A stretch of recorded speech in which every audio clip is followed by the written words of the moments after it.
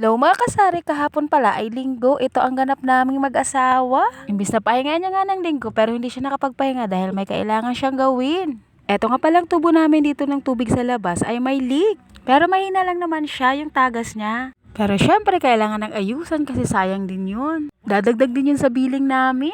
Kaya nga ayun, kahit linggo, daming gawain, daming kalat. Ngayon nga lang din siya may oras sa paggawa neto kasi nga linggo wala siyang pasok. Ayun, napilitan siyang gawin, wala siyang magawa.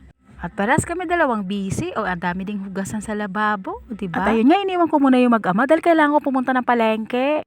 At kailangan ko mamili ng aking mga paninda. At dahil kasi marami na rin akong wala. At medyo basa nga yung palengke dahil naulan. At ayan nga, bumibili na ako ng asin. Kilo-kilo ako pag nabili ng asin, mga kamare.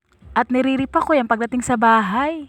5 piso ang benta ko dyan. At ayan nga, pagkatapos kong mamili, dumiretso na ako pa uwi at ayan, nakasakay na ako sa tricycle. At nagmamadali nga akong namili dyan dahil nga ang dami kong gawain pagdating ko sa bahay, ang daming ligpiti. At ayan nga, inuna ko nga yung itlog at baka mabasag, sinilansan ko na siya sa tray. At nung bumili nga ako ng itlog, hindi ako nakadala ng tray kanina sa palengke kaya plinastik ko na lang. At yung iba, pinalagay ko na lang sa box ng Sesto. At pagkadating ko nga dito sa bahay, yan ang inuna ko at baka mabasag. At nga pala mga kamari, lalong nagmahal ang itlog ngayon. 220 na ang pinakamababa, small lang yun. At yung medium naman nila ay 240 ang isang tray, o diba ang mahal, pamahal ng pamahal. Tao na lang talaga ngayon ang hindi minamahal, mga kamare. Charis! 2 tray nga lang ang nabili kong itlog kasi nga kulang sa budget, kailangan hati-hatiin para mabili ko naman yung iba. At ayun na nga yung pinamili kong iba, mga kamare. Bukod dyan, may tuyo pa, tsaka hotdog at tsaka tosino. Meron din kasi akong frozen foods na benta, mga kamare, pero konti lang, hindi kompleto. Katulad ng hotdog at saka tosino, yun lang tinitinda ko kasi yun naman ang hinahanap dito sa akin.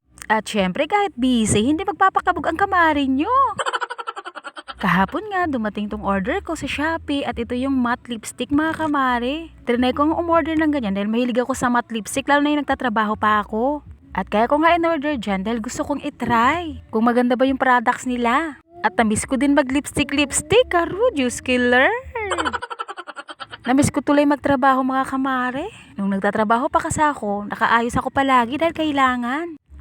O diba maganda? At yun lang, mga kamare. Salamat sa panunood!